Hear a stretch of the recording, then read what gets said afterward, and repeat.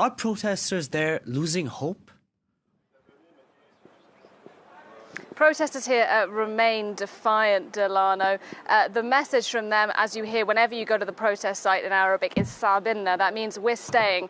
We're staying in the streets until we get civilian rule. And for the most hardcore among them, that theoretically means staying in the streets for the next 3 years. That's when transition is supposed to end and democratic elections will be held. But that challenge of holding on to that sit-in space is becoming increasingly difficult for the protesters. The strategy by security forces now appears to be to break down the barricades that surround that sit-in. That started last night and is continuing today. So security forces trying to squeeze the area that they control. And it is during the removal of barricades that we've seen clashes yesterday and earlier this week that left a number of people dead and many more injured.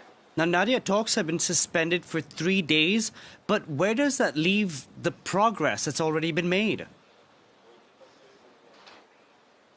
Stalemate for the moment. We have now until Saturday evening for protesters to dismantle those barricades so that talks can resume. Now, what's been agreed for the moment is what's to happen in 3 years' time, which is in theory a transition towards a democratic rule, with Sudan having an executive body, a legislature, that is to say a parliament made up of the majority of the opposition party, the Alliance for Freedom and Change.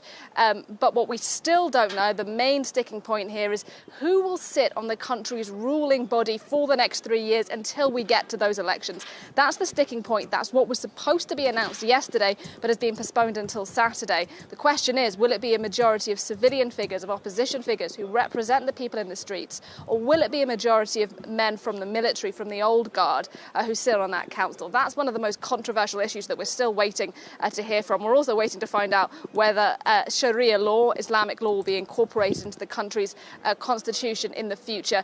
So many questions are still unanswered, but I don't suspect we'll get much conclusion, at least until Saturday night. Okay, we'll see what happens. Nadia, thank you very much for that.